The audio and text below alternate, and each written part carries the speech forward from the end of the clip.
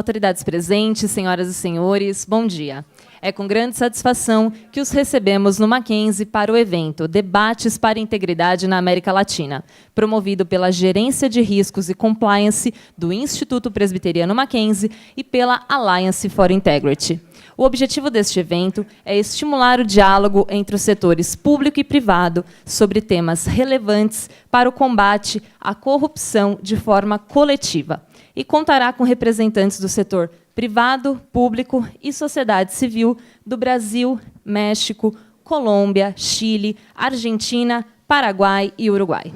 Gostaríamos de registrar e agradecer a presença do senhor Jens Gust, cônsul-geral adjunto da República Federal da Alemanha, do Dr. José Francisco Rintz Júnior, diretor de Desenvolvimento Humano e Infraestrutura do Instituto Presbiteriano Mackenzie, do professor Dr. Benedito Guimarães Aguiar Neto, reitor da Universidade Presbiteriana Mackenzie, do reverendo Dr. Davi Charles Gomes, chanceler da Universidade Presbiteriana Mackenzie, do senhor Reinaldo Goto, presidente do Conselho Consultivo do Brasil, Alliance for Integrity e Compliance Officer da Siemens Brasil, do professor José Paulo Fernandes Júnior, diretor de Finanças e Responsabilidade Social, e agradecemos também a presença de todos os participantes.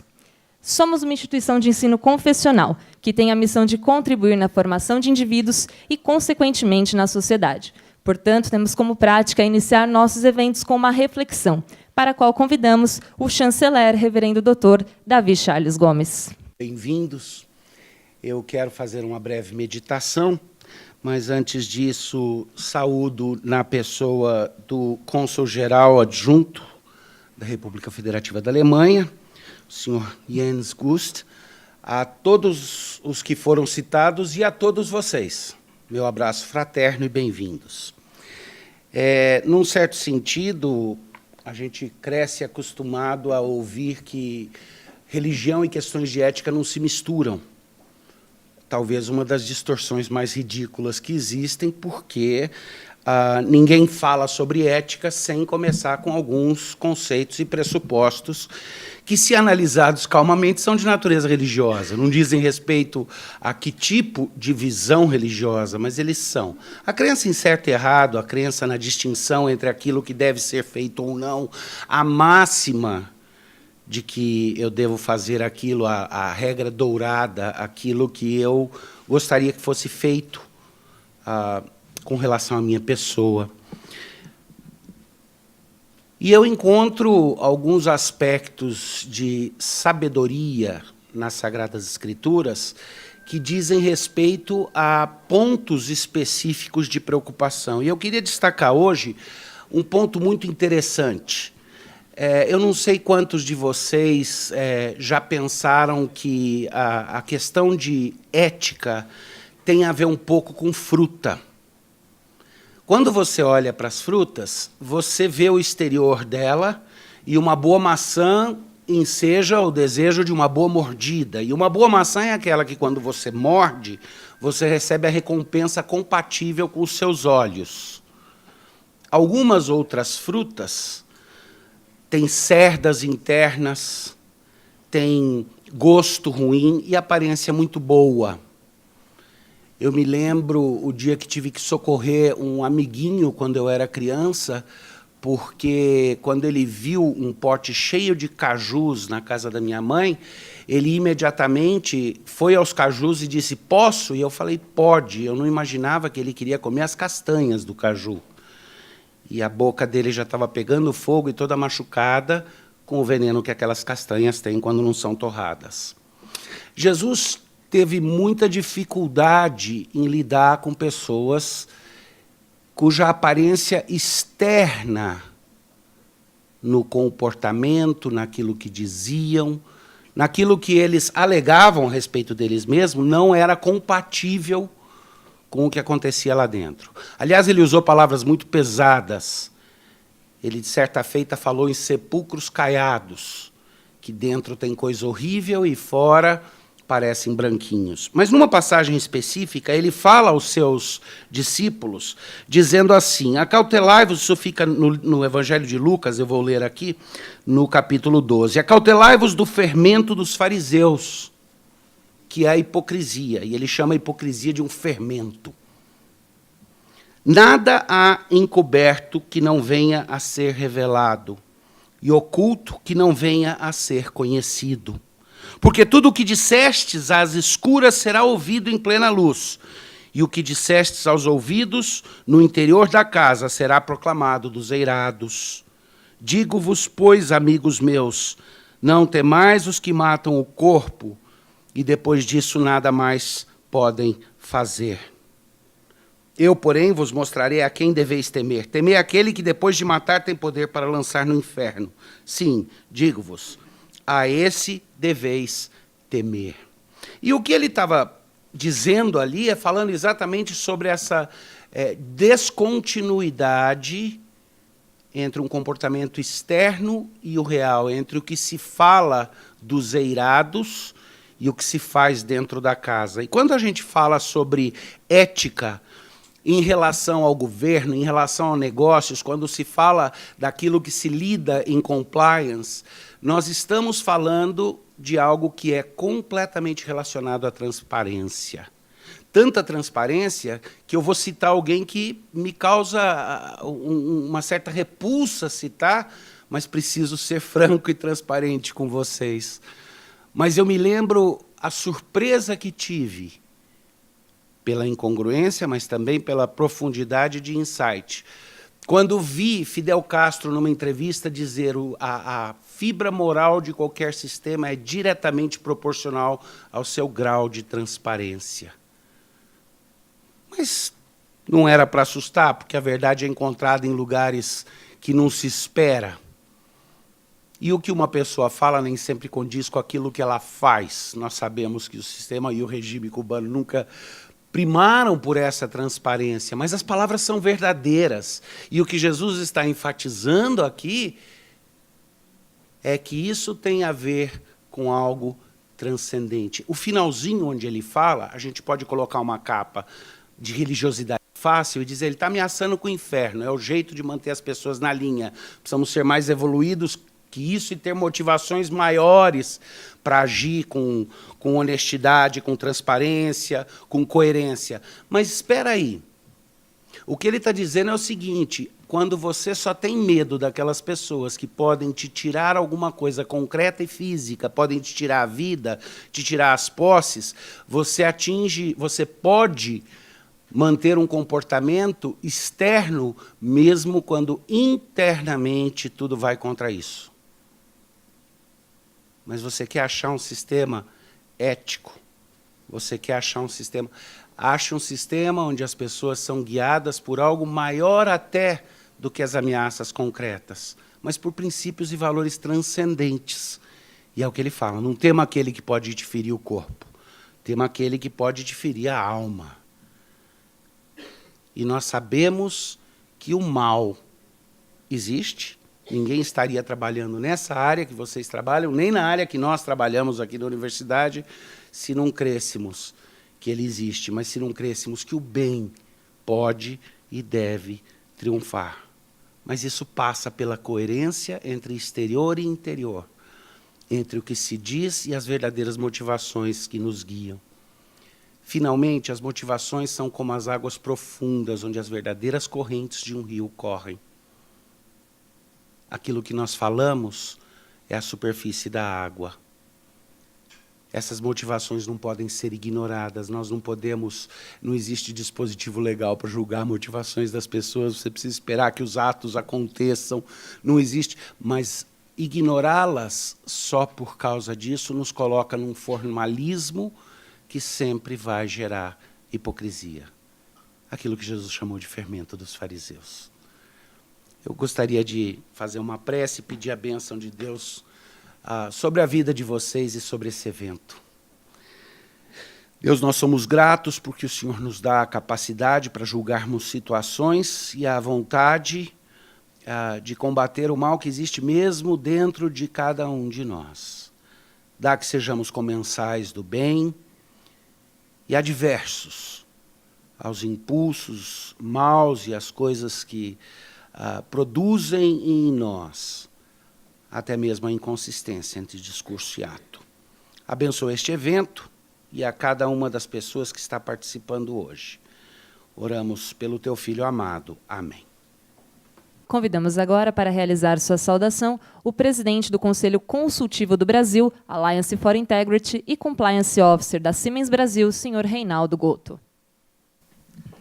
Bem, bom dia a todos e a todas. Tá? Primeiro, eu gostaria de agradecer muito a presença de vocês e falar que, na verdade, eu me sinto um pouco incomodado ou não tão confortável, né, nesse primeiro painel, porque nesse primeiro painel nós não temos necessariamente uma diversidade como nós temos na plateia, né? Então, você acha que nós temos uma plateia que tem uma diversidade de pelo menos 50-50, né? Nós devemos ter também aqui no primeiro painel, né, que não vai se repetir nos demais painéis, né, uma diversidade maior, né? E eu falo isso, tá, porque a questão da diversidade de gênero, né, ela é uma agenda nossa, dos homens, né? Porque eu não preciso convencer nenhuma mulher que as mulheres precisam ter mais espaço, né? Eu acho que nós representamos instituições, né, que por uma questão histórica, né, tem as suas estruturas ou tem, infelizmente, né, pouca diversidade ainda nas altas posições, né? Mas nós homens temos necessariamente essa obrigação, né, de fomentar isso, de promover isso, de nos conscientizar relacionado a isso e fazer essas devidas mudanças. Dito isso, né, me coube aqui, né, falar um pouco mais sobre a Alliance for Integrity, né? Alliance for Integrity, para quem não sabe, né, é uma iniciativa que vem de financiamento do governo alemão, né, da GATE especificamente, né? E eu costumo dizer que a Alliance for Integrity começou com um sonho, e eu gostaria de mencionar especificamente aqui a Cláudia, né, uma alemã que tem uma alma brasileira, eu diria, né?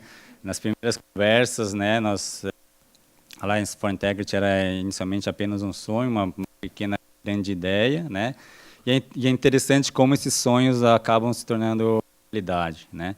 Então, a questão de pouco mais de 3 anos atrás, existia realmente esse fomento do governo alemão, e a ideia veio, tá, o que nós necessariamente precisamos fazer, né?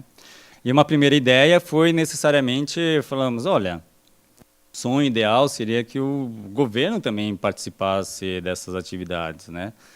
E, por incrível que pareça, nós tivemos no governo, né, e aqui saldo especificamente, né, a secretária Cláudia Taia, do Ministério da Transparência, Fiscalização e CGU, né, que desde a primeira reunião da Alliance for Integrity sempre nos apoiou, né. Outro sonho bastante grande que nós tínhamos na Alliance for Integrity era que a iniciativa privada se envolvesse, né. E acho que amanhã nós vamos ter especificamente um reconhecimento um pouco mais detalhado, especificamente pelos treinadores, porque a iniciativa privada foi fundamental para o processo da Alliance for Integrity, né? Outro sonho também que a gente tinha na Alliance for Integrity é que se tornasse legitimamente uma iniciativa global, né? Porque por mais que nós brasileiros achamos que a corrupção é um problema nacional, nós não inventamos a corrupção necessariamente, né? A corrupção é um problema global, reconhecido globalmente, tá? E aqui eu gostaria de fazer algumas pequenas reconhecimentos também, tá? Gostaria de agradecer muito a comissão que veio do México, então nossos colegas do México, aqui, tá? Então, os colegas do México que vieram de tão longe, tá? Nossos sinceros reconhecimentos, tá? Nossos agradecimentos pela visita, né? México também é um país fundamental para a questão do combate à corrupção, tão fundamental que agora tem um escritório específico também da Alliance for Integrity, né? Não menos importante, né? Nós temos outros colegas também da América Latina, onde a Alliance for Integrity sempre conquistou grandes apoiadores, tá? Então, eu gostaria de saudar, se pudessem levantar a mão, tá? Os nossos amigos da Colômbia, do Chile, do Uruguai, do Paraguai, tá? Nossos sinceros agradecimentos também, sejam bem-vindos aqui ao nosso país, tá? Muito agradecidos pela visita de vocês, tá? E é lógico que eu não poderia deixar de saudar, né, nossos irmãos, né, que vamos encontrar daqui a algumas semanas no final da Copa, se tudo correr bem, tá? Nossos colegas argentinos, né? Sempre gosto de saudar bastante os argentinos, tá? Porque e aí eu gostaria também de fazer uma outra menção honrosa, né? Muitos dos conceitos da Alliance for Integrity vieram, tá? E acho que não precisa ter nenhuma vergonha de falar isso, tá? De algumas ideias que saíram dos nossos amigos da Argentina, né? Carol, especificamente, né, foi uma das grandes idealizadoras de uma das grandes iniciativas da Alliance for Integrity, que é o DEP, de empresas para empresas. Acho que o carro-chefe hoje da Alliance for Integrity, né, o treinamento de empresas para empresas, né. A Alliance for Integrity conta não somente com DEP, mas conta também, tá, com diálogo público-privado, tá, essas discussões regionais, que também para a gente é bastante importante, e as conferências globais também, né. Mais importante do que os sonhos são as realizações. Então, na verdade, tá, eu acho que a Alliance for Integrity, ela vem de um sonho bastante auspicioso, bastante grande, né, que graças à cooperação de todos vocês tem dado certo, né, e eu me lembro muito bem, e aí gostaria de fazer outra menção honrosa à Amanda e à Ariadne, né, duas grandes batalhadoras da Alliance for Integrity, que na discussão ano passado do planejamento estratégico a gente falou, olha, né, temos o governo, temos iniciativas privadas, temos empresas públicas, né, mas essa discussão ela tem que ir além disso, né. E um dos pontos focais que nós sempre sonhamos em ter era universidade, né, academia, né. Por isso, o simbolismo do evento de hoje, né, nossos sinceros agradecimentos ao Mackenzie por nos acolher aqui, né. Entendemos, ou todos nós que somos da área de compliance, sabemos dos esforços que estão sendo feitos nas empresas, mas, sem dúvida nenhuma, né, os executivos que estão sendo formados hoje, eles já têm que necessariamente vir, né, imbuídos desses princípios, né, porque só assim nós vamos conseguir necessariamente ter essa questão transformadora no país, né. Termino minha fala não só agradecendo a todos, tá, mas também comentando um pouco sobre a minha roupa, né, eu vim de propósito hoje, né, de camisa azul e gravata vermelha, né. Gravata vermelha principalmente porque meu filho gosta de vermelho, Gustavo, tá? E azul porque minha filha Catarina gosta de azul, né? Eu menciono isso porque, tá? Acho que por alguns motivos, né? Acho que e para aqueles que talvez que são de fora e não entendam, tá? Acho que no Brasil nós estamos muito polarizados hoje, né? Os azuis contra os vermelhos, os direitas contra os esquerdos, os coxinhas contra os petralhas, né? E eu costumo dizer que quando você grita muito, você perde a oportunidade de escutar, né? Eu acho que, principalmente nós, da área de compliance, nós temos que escutar muito, né, entender bastante, né, lógico, nos posicionarmos, né, mas de uma maneira racional, né, pautada, com uma agenda necessariamente construtiva e positiva. Agenda essa que vai garantir os futuros dos meus filhos, né, dos nossos filhos, né, e, principalmente, né, voltando ao meu tema inicial, tá, para que meus filhos, né, eles tenham, né, um campo mais fértil, né, melhores oportunidades de trabalho que a maioria das pessoas não tem hoje, e principalmente para que a Catarina, né, tenha as mesmas oportunidades que o Gustavo, quando entrar no mercado de trabalho, tá? Com isso, agradeço muito novamente Mackenzie, tá, e agradeço a presença de todos vocês. Muito obrigado.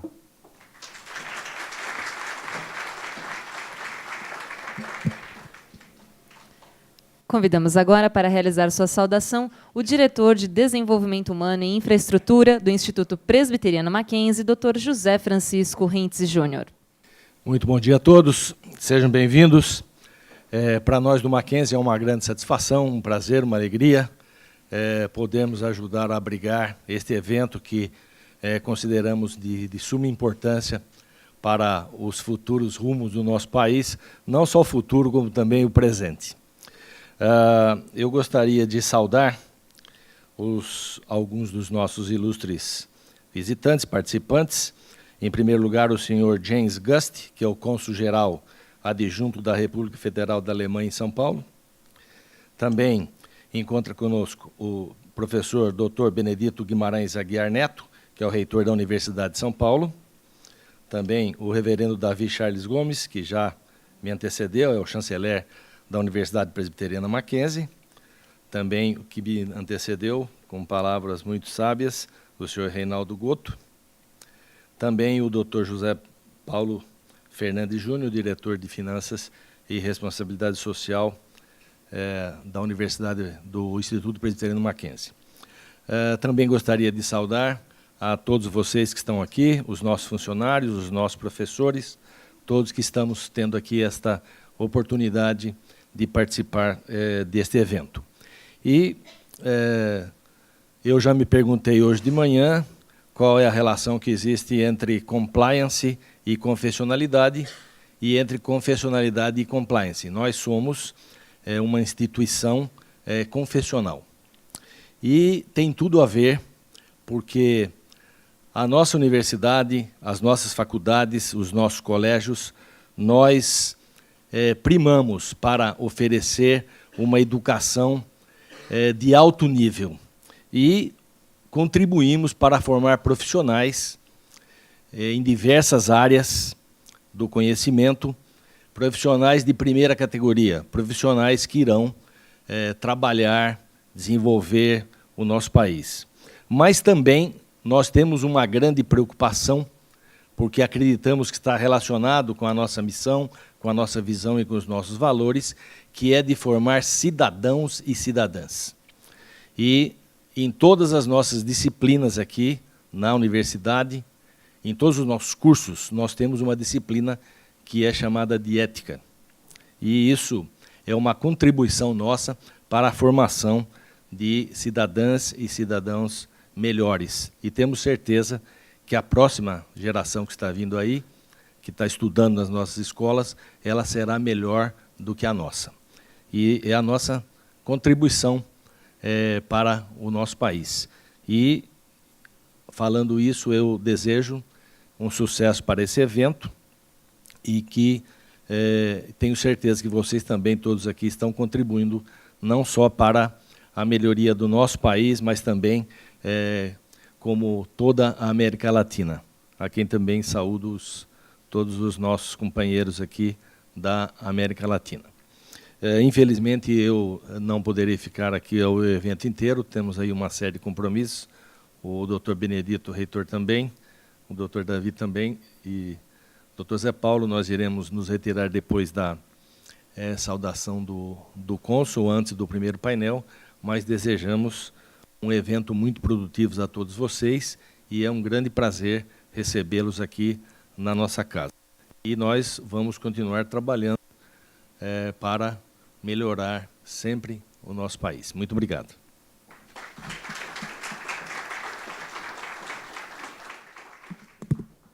Convidamos para realizar sua saudação o cônsul-geral adjunto da República Federal da Alemanha em São Paulo, Sr. Jens Gust. Bom dia a todos e a todas. Infelizmente, meu português ainda não é suficientemente bom para falar livremente. Por isso, eu preparei uma pequena palestra. Então, prezado Dr. Davi Charles Gomes, prezado Dr. José Francisco Hinze Jr., prezado Dr. Benito Aguia, diretor da Universidade de São Paulo, prezado Reinaldo Goto, prezada Cláudia Ataya e prezada Cláudia Lorek, caros membros do Grupo de Trabalho Regional da América Latina da Alliance for Integrity, prezados participantes. Obrigado pelo convite para este importante evento, a primeira semana de integridade regional no Brasil. Estou muito feliz por estar aqui como representante do Consulado-Geral da Alemanha em São Paulo.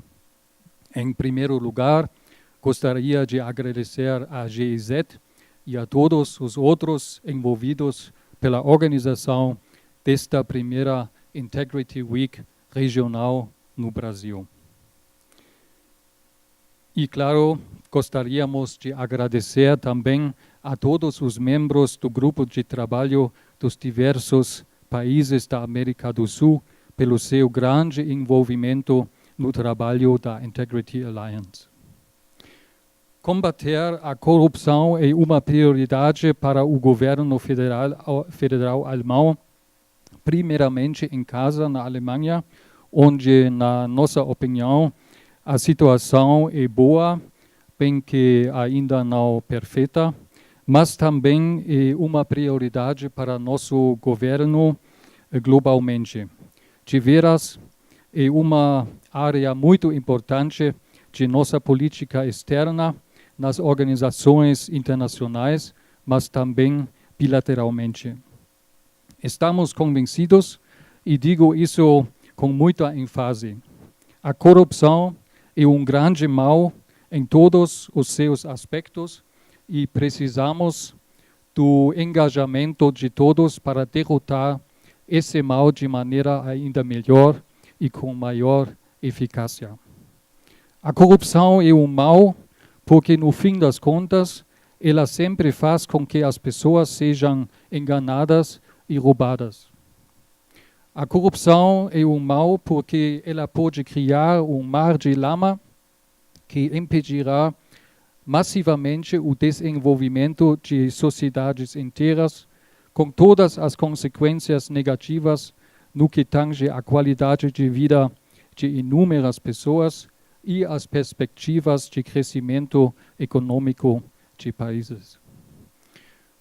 A boa notícia é que nos últimos anos, em muitos lugares e países do mundo, incluindo a América Latina, pelo menos houve aumento de consciência nos setores da política, nas empresas e na sociedade, de que a corrupção é mal e que ela não é apenas imoral, mas também criminosa.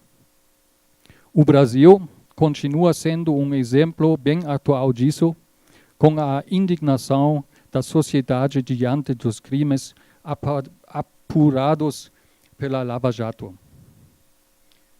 A notícia não tão boa é que em muitos países do mundo, incluindo partes da América Latina, ainda falta na prática a tão necessária prevenção e luta consistente e sustentável contra a corrupção.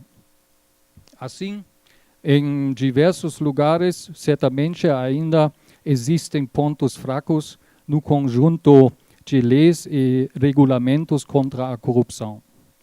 Mas, como sabemos, não é suficiente ter boas leis. As leis e os regulamentos também devem ser colocados em prática de forma eficiente. Estado de Direito e liberdade de impressão da imprensa são pontos muito importantes neste contexto. Infelizmente, a realidade é que o processo de vencer a corrupção pode ser difícil e complexo. Por isso, é ainda mais importante promover forte consenso nas sociedades contra a corrupção e fortalecer os principais atores sociais na luta contra a corrupção. Entre estes atores, sem dúvida, está o empresariado, ou seja, cada empreendedor, cada empresa que podem ser vítimas ou agentes da corrupção. E provavelmente a miúdo são as duas coisas ao mesmo tempo. Saudamos, portanto, o fato de a Alliance for Integrity atuar exatamente neste ponto e não de cima para baixo, mas sim em diálogo com a comunidade empresarial, apostando na capacitação e no intercâmbio de melhores práticas. Empreendedores e empresas devem ser encorajados a rejeitar rigorosamente a corrupção como parte da prática comercial e da cultura corporativa. Como diz um provérbio, a honestidade traz recompensas mais duradouras. Do mesmo modo, empreendedores e empresas devem ser encorajados a não aceitar a corrupção. E as empresas precisam ser convencidas de que a prevenção e o combate à corrupção são uma tarefa permanente, uma missão contínua que deve ser implementada de maneira adequada através de treinamentos regulares e de mecanismos efetivos de controle. O programa intensivo desta Semana da Integridade aqui no Brasil, em São Paulo, mostra que vocês consideraram todos estes aspectos em seu trabalho. Mais uma vez, muito obrigado a vocês em nome de todas as embaixadas alemãs e de todos os nossos consulados gerais nos países latino-americanos por atuarem, por assim dizer, na linha de frente, não apenas aumentando a conscientização, especialmente junto às empresas da região, mas fornecendo-lhes também ferramentas sustentáveis para prevenir e combater a corrupção. Desejo-lhes um evento de sucesso. Muito obrigado.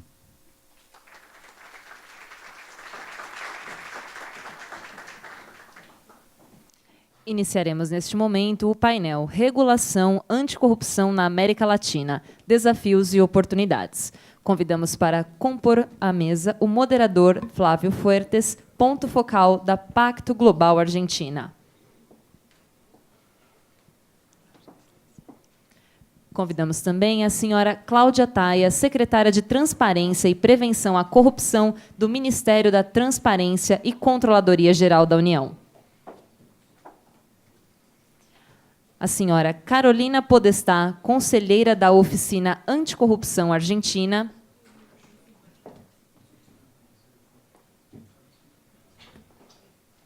Leila Insalhalde, conselheira de Talentos Humanos da Controladoria Geral da República do Paraguai. E José Otávio Lopes Presa, do Comitê de Participação Cidadã do Sistema Nacional Anticorrupção no México. Passamos a palavra ao moderador Flávio Fuertes. Bom dia, como estão todos? Com José Otávio, e agora nós temos a sorte, nós somos uma minoria aqui nesse painel. Então, bom dia a todos. Temos 1h30 aqui neste painel e quero contar um pouco. Nós temos uma série de perguntas entre os 4 que foram definidas. E foram com os organizadores a possibilidade de dedicar 30 minutos.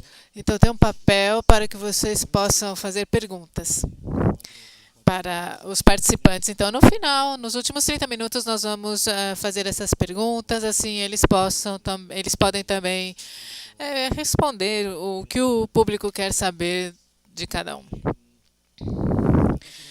Nós não temos que fazer uma introdução dos prejuízos que nós temos por causa da corrupção. Vou falar 2 ou 3, pelo menos, que já sabe. Primeiro, tem a ver com como acaba estragando a economia, acaba gerando um clima de negócio que é adverso às nossas economias, nossa capacidade de atrair investimentos, gera incentivo perniciosos, prejudiciais ao desenvolvimento dos negócios. Mas também tem outros efeitos, efeitos sobre nós como cidadãos, que tende a afetar-nos, até na parte impositiva de não querer pagar o que nos corresponde, e também tem impacto sobre o sistema político, e que coloca em crise a legitimidade da democracia como uma única maneira de resolver os nossos problemas de governança na América Latina. E isso está refletido nos baixos índices de confiança que a cidadania também tem sobre a democracia. Então, essas são as más notícias. Mas neste painel nós também temos oportunidades, boas notícias. E a boa é que nós temos 4 representantes de 4 países que estão implementando estratégias nacionais para combater a corrupção, para elevar os níveis de integridade. Então, o objetivo deste painel é poder saber um pouco mais sobre os esforços que vocês estão fazendo, exatamente para melhorar os níveis de integridade. Então, o que nós queremos é saber um pouco mais quais são os esforços sobre regulamentação que estão sendo feitos em cada um dos 4 países. Também nos interessamos saber da estratégia nacional, os esforços de regulamento, encontrar quais são os pontos de colaboração pública e privada estão sendo feitos nos 4 países. E também nos interessamos em saber quais são as boas práticas que vocês detectam, que já vem do campo da sociedade civil, que vem do setor privado e que poderiam ser, de alguma maneira, escaláveis, replicáveis e com maior volume nesse sentido. Então, essas são as 3 perguntas que nós vamos começar o nosso primeiro painel, a nossa primeira rodada de intervenções. Então, primeiro, eu quero passar para a Carolina, que ela é conselheira do Escritório Anticorrupção. Então, quero começar com a Argentina, porque, em termos de regulamentação, esforços, a Argentina teve algumas notícias nos últimos meses, nos últimos anos, pontos positivos. Então, eu gostaria que você conte qual que é o olhar do seu escritório sobre essas regulamentações, sobre esses novos esquemas de luta contra a corrupção e, principalmente, de aumentar os níveis de integridade que nós estamos vendo por esse escritório. Bom dia a todos.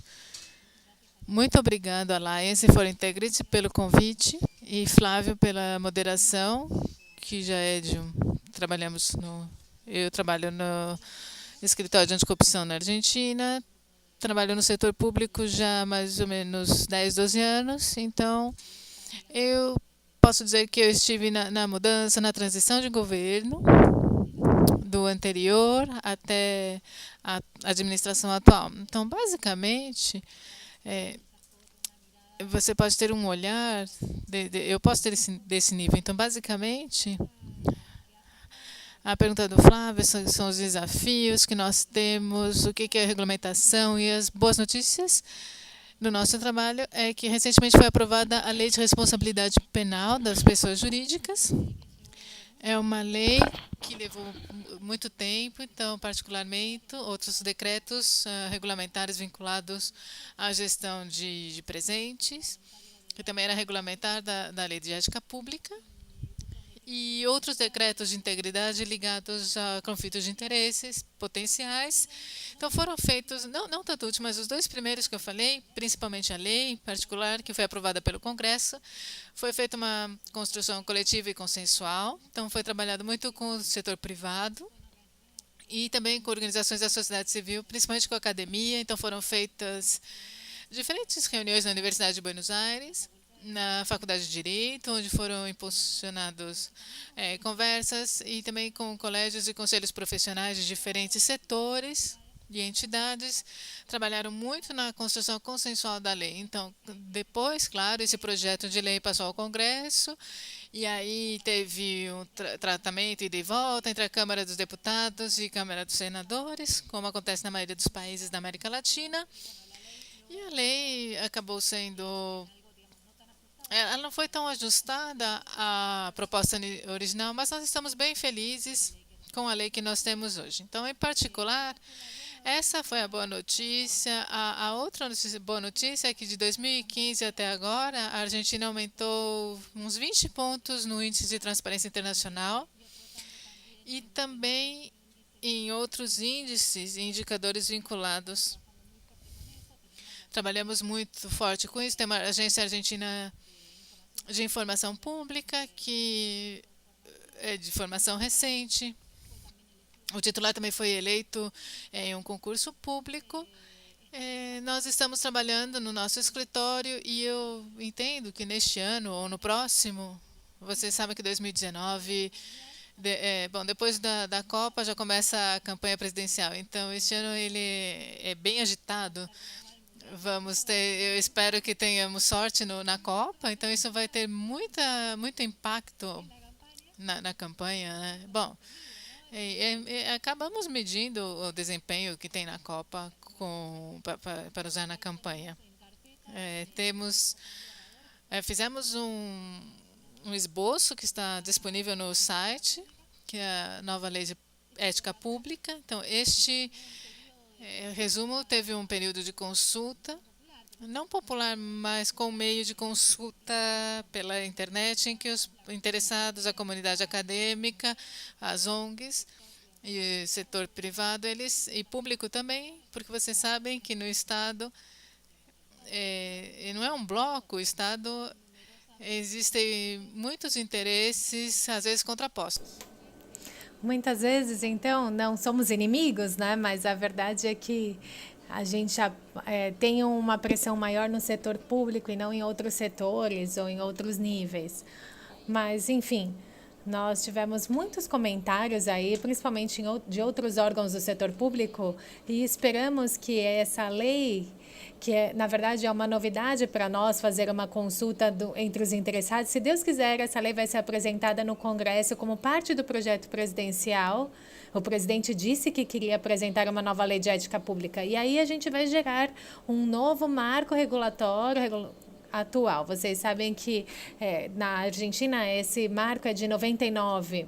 E, bom, enfim, temos muitas coisas para trabalhar. Principalmente, já incorporamos o formato de que o escritório deve ser uma espécie de agência, mais autárquica e que tenha um outro regime dentro do Estado. E também vamos regulamentar mais fortemente o que são os conflitos de interesses. Atualmente, a lei tem poucos artigos que falam sobre conflito de interesses. E a gente fala muito agora quais são os conflitos de interesses atuais, potenciais e aparentes, que é onde a gente tem mais dificuldade. Porque vocês sabem que o governo da Argentina teve muita migração do setor privado para o setor público. E aí foram geradas várias situações e por isso é importante ter uma regulamentação na lei de maneira clara. Porque hoje, se você ler a lei de ética pública, nesses artigos de 10 a 15 que fala de conflito de interesse, é tudo muito emaranhado, muito difícil, muito embolado. E é importante que seja bem claro. E no escritório, algo que nós estamos fazendo com a diretora Débora Alonso, que é a secretária de Ética Pública, que marca esse enfoque, é ter regras claras, que sejam exigentes, sancionáveis, tem uma sanção clara, e que todos possam entendê-las. Essa é a forma em que a gente consegue exigir o seu cumprimento e sancioná-la, né? Então, esse é o comentário e espero a reação de vocês. Muito obrigada, Carolina. E agora eu passo a palavra a José Lopes Presa. José Otávio é parte do Comitê de Participação Cidadã do Sistema Nacional Anticorrupção no México. As duas coisas eu acho que são bem interessantes para nós conhecer um pouco mais de vocês, desse Sistema Nacional Anticorrupção, e você representa a sociedade civil, né? Então, quais desafios você percebe na implementação dessa estratégia nacional no México? Pode contar para a gente? O Brasil é um país que está muito próximo do meu coração. Eu tive uma empresa aqui em 2010 e é ótimo poder voltar ao Brasil. Flávio, você falou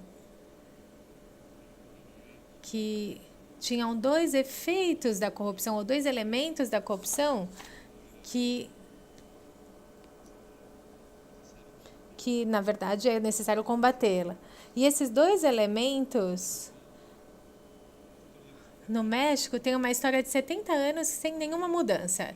Precisou chegar um terceiro elemento para que realmente o país se mobilizasse. E esse terceiro elemento foi perceber que a corrupção mata, e de maneira cruel. E mata uns jovens e estudantes. O fato de ver e perceber como o governo estava envolvido no assassinato de 43 estudantes, foi aí que o país já não aguentou mais. E, felizmente, foi possível canalizar essa raiva que nós tínhamos, que a sociedade queria ir para as ruas, fazer manifestações. Foi aí que a gente conseguiu conduzir essa raiva para que toda a sociedade se unisse. em uma petição ao governo e a gente conseguiu encurralar o governo, que foi, então, criar um Sistema Nacional Anticorrupção. Foi difícil, porque muitas dessas organizações queriam estar nas ruas, eles já tinham estado nas ruas, queriam continuar lutando, mas a gente conseguiu ceder para que então tivéssemos uma postura única e assim o governo era obrigado a nos escutar e legislar sobre isso.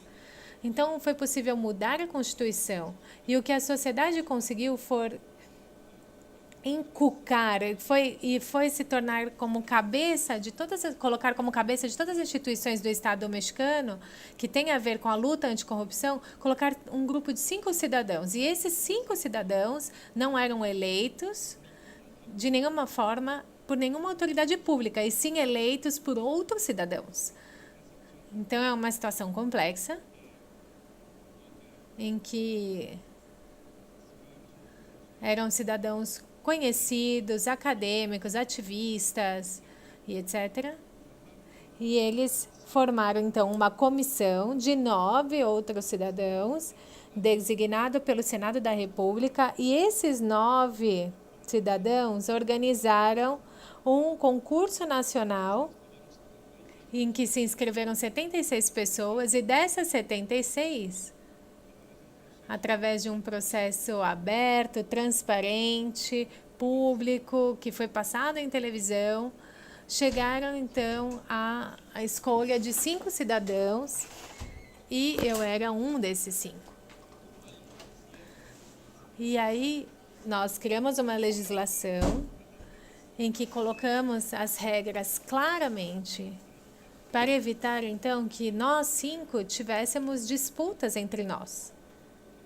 E que o nosso trabalho fosse dedicado ao que é importante, que é como combater de maneira eficiente a corrupção. Então, nós 5 éramos presidentes do Sistema Nacional.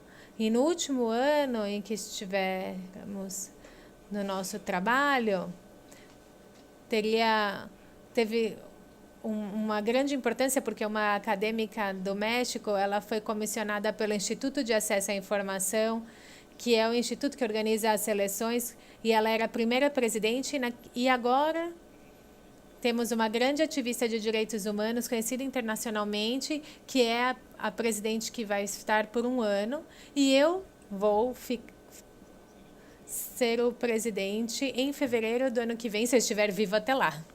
E já preparando as funções para o próximo presidente ou presidenta no México.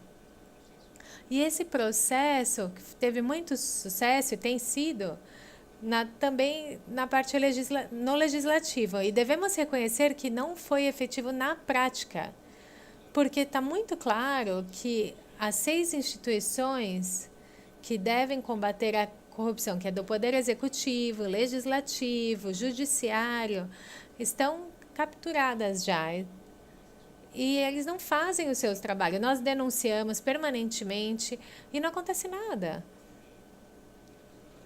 E nós temos, então, a triste realidade no México de que somos o único país em que a Lava Jato não acontece nada com a Lava Jato lá. Nós sabemos o que aconteceu, sabemos as pessoas, sabemos as movimentações financeiras que fizeram e não acontece nada com elas. Então, nesse momento, estamos numa conjuntura muito difícil no México. Vamos, daqui a alguns meses, ter eleições presidenciais. E obviamente, o tema está nas eleições. E, bom, aqui estamos expondo da seguinte forma. Temos o risco em que se consolide esse pacto de impunidade, como chamamos, porque não tem nada mais ofensivo que saber que existe a corrupção, que a gente denuncie isso e que nada aconteça. Então, existe esse risco de que esse pacto de impunidade continue. E nós, como 5 representantes da sociedade, já pensamos até em renunciar para manifestar a nossa indignação e falar, olha, não está acontecendo nada. Mas pensamos que talvez isso seria o que eles querem, nos tirar do caminho, não é? Então, nós não vamos renunciar e vamos Então, estar publicamente organizando as nossas sessões, nos expondo mais para alçar nossa voz. E para terminar essa primeira parte, se por um lado, o que vocês falaram, a sociedade sim acordou e cada vez mais a própria sociedade combate a corrupção, porque as organizações empresariais cada vez mais têm exercício, sim, de autocompliance, de organizações, mas o governo continua sendo corrupto e cínico, na verdade, não é? E é aqui que eu encerro, então. Obrigada, José Otávio. E eu gostaria de seguir, então, com a Cláudia e a Leila. A Leila vem da Controladoria Geral da República do Paraguai. E eu gostaria de pedir, Leila, para que você completasse um pouco antes de falar da próxima pergunta. Gostaria de completar com o panorama do que está acontecendo no Paraguai, com relação aos desafios e como vocês estão colocando em prática uma nova normativa. Bom dia a todos, obrigada pelo convite. No Paraguai, o panorama agora é ter um presidente em exercício e um presidente eleito. Nós acabamos de passar por eleições e temos alguns regulamentos anticorrupção que foi ratificada pelas organizações internacionais de luta anticorrupção, as mais importantes delas. Temos uma lei de acesso à informação, temos uma ou outra regulamentação, como a lei de contratações públicas, em que há tudo que deve ser comprado pelo Estado é público. Temos um portal e, bom, temos alguns regulamentos, mas a prática ainda é difícil. E o Paraguai teve um crescimento econômico bem grande nos últimos anos, mas a parte do governo, a parte institucional ainda está muito fraca e a corrupção é muito forte no Paraguai. Então, o governo não assume a responsabilidade política e as suas responsabilidades legais. E como tem acontecido em todos os nossos países, faltam condenações, não existem sanções aos atos de corrupção. Então, temos ainda vários desafios. Não contamos com uma lei anticorrupção e esperamos que esse governo, como nós falávamos antes, sempre depois de uma crise ou uma mudança de governo é que surge a oportunidade. Então, eu acho que essa poderia ser uma boa oportunidade de pedir para esse novo governo uma lei anticorrupção e que realmente os atos sejam sancionados. Cláudia, estamos todos te esperando agora, Cláudia. Bom, não precisa apresentar a Cláudia, ela é secretária de Transparência do Ministério de Transparência aqui do Brasil.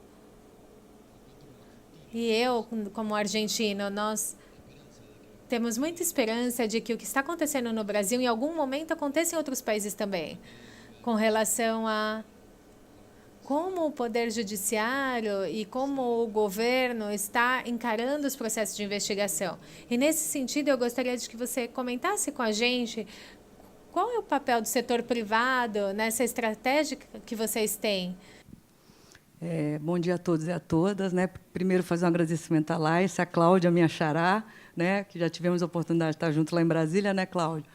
E a Amanda, que sempre estamos aí na parceria forte, né, Amanda? Mas é muito interessante ouvir, né, o que cada país está passando e ver que o Brasil, apesar desse tsunami, né, porque a Operação Lava Jato é um tsunami que aconteceu no nosso país, a gente conseguiu reagir, né?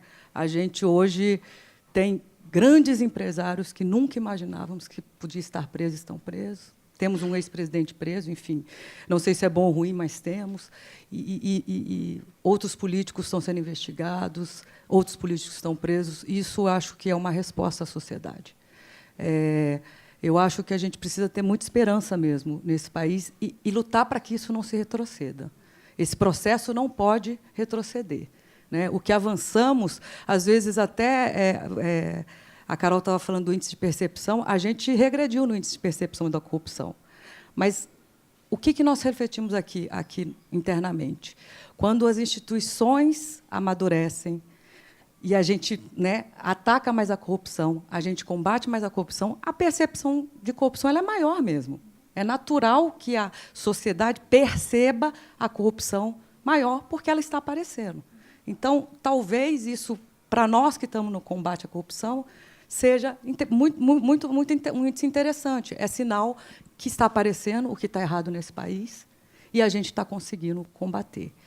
Temos muito que avançar, temos muito que avançar, e a CGU, né, é o órgão de controle interno do Poder Executivo Federal e é responsável pela aplicação dos programas de integridade da Lei Anticorrupção brasileira. Né?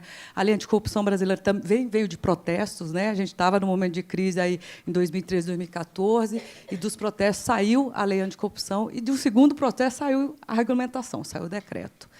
E eu acho bastante interessante a nossa lei, apesar de não ser penal, como a da Argentina, ela tem, né, a responsabilização de pessoa jurídica no âmbito administrativo e civil, ela traz esse binômio de punição e prevenção para a gente estimular um ambiente de negócios justos. Obviamente que o nosso estágio foi a Lava Jato, né? A gente não teve tempo de amadurecer.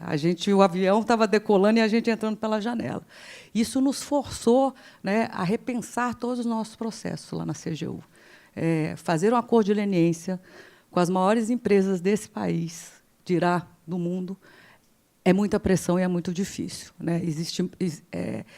Nos demanda muitas habilidades, principalmente de negociação. Né, principalmente de negociação.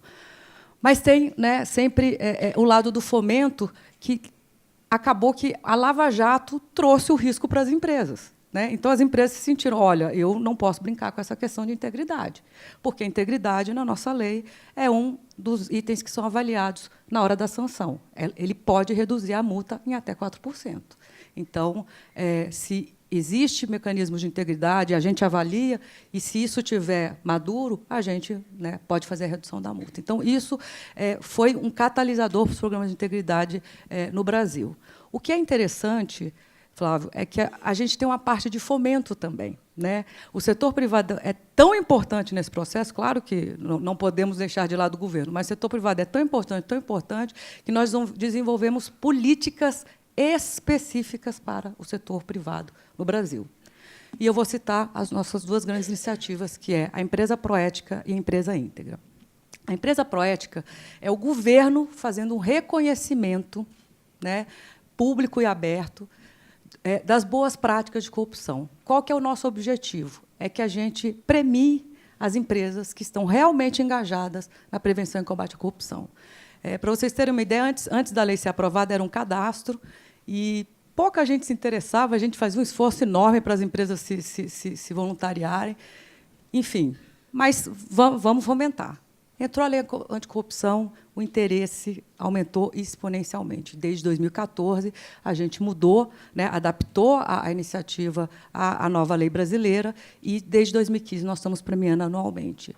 Para vocês terem uma ideia, eu estou com números aqui, em 2015, 97 empresas se inscreveram, em 2016 já passou para 195, em 2017 para quase 400. Então, está crescendo o interesse assim, exponencialmente mesmo. Entretanto, a régua nossa é muito alta. A gente quer o reconhecimento de programas de integridade de excelência. Né? Não pode banalizar o programa. Ele precisa ser efetivo, ele precisa ser demonstrado que está acontecendo, que está maduro. Então, no primeiro ano, né, 2015, das 97, 19 foram aprovadas.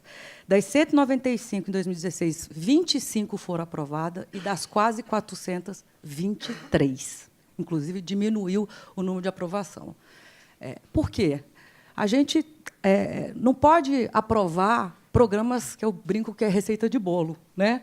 Não, eu quero um bolo igual o seu, você me dá aqui a receita, eu vou colocar aqui na minha empresa, está tudo certo. Não, gente. Cada empresa tem um perfil, tem o setor que ela atua, o quanto ela se relaciona com o governo, e isso tudo precisa estar mapeado para que o programa de integridade seja aplicável a essa empresa. E é isso que a gente olha.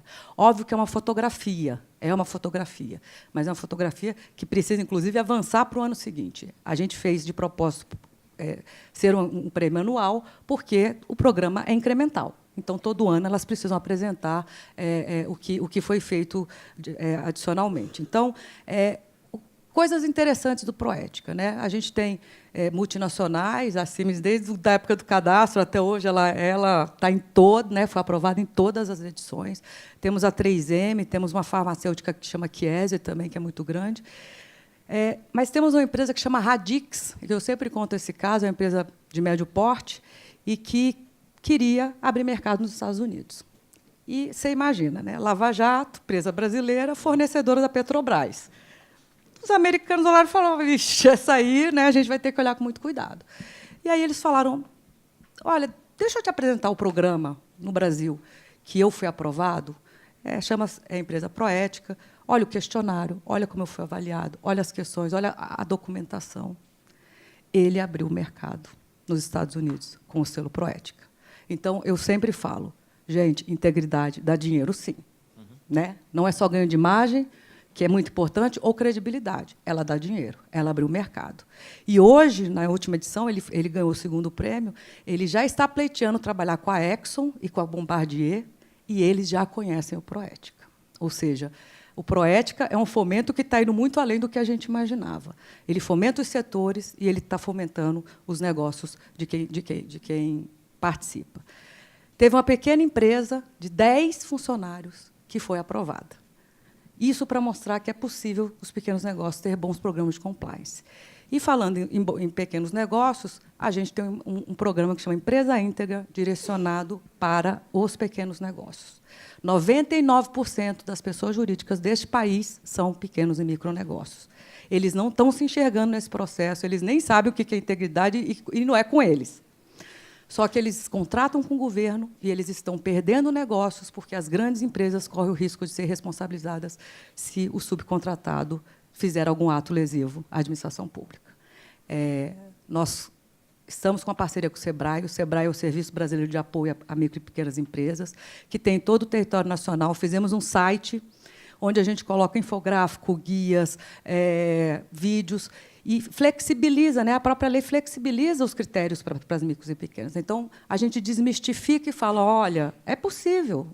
Né? Você não precisa contratar uma consultoria cara, enfim. Hoje, a gente consegue, depois da produção do material, nós já estamos em 13 estados, capacitamos mais de 3.300 empresas no ano passado, e a gente quer superar esse número esse ano. Então, assim, é importante a gente ter essas iniciativas, o mercado reconhece, né? O mercado acha importante, e o governo se vê como um parceiro do mercado, né? E não estar contra ele. Então, a gente faz o trabalho, óbvio que a gente faz a parte difícil, que é o acordo de leniência, não é simples, não é fácil, é muita pressão, é muita mídia em volta, né? Mas a gente faz essa parte de fomento, que eu acho que é uma iniciativa muito importante que eu trago aí para vocês. Obrigada. Muitas graças. Leila, você quer contar um pouquinho do Paraguai? Qual é a função que tem o setor privado na Estratégia Nacional de Luta contra a Corrupção? Ou se tem alguma iniciativa que envolve o setor privado na busca de uma maior transparência, como a Cláudia falou aqui no Brasil? Bom, o setor privado tem a função principal, fundamental, como o cônsul falou, às vezes pode ser vítima e às vezes pode ser agente. E no Paraguai, nós temos várias organizações que trabalham, também temos a presença do Pacto Global, empresas que participam também das nossas capacitações. Acho que a sociedade civil está mudando a sua cultura e, hoje em dia, procura essa transparência, uma transparência como fundamento principal do contrato social. E o Paraguai não está alheio a tudo isso. Eu acho que ainda falta um pouco mais, falta o apoio do governo, principalmente. As pequenas empresas ainda talvez não devam saber como implementar, mas nós vemos em empresas maiores que já têm programas de compliance, de anticorrupção, e, de repente, as empresas menores veem isso, bom, se eles têm e está tudo certo, então eu também preciso fazer algo. Aí são implementados já para aqueles que trabalham com o governo, existem cláusulas anticorrupção nos contratos, e também entre as empresas privadas e nas cláusulas de anticorrupção. E tudo isso, essa liderança empresarial das grandes empresas, acaba gerando um efeito dominó nas pequenas empresas. E isso faz com que elas façam tudo isso de modo voluntário por própria convicção.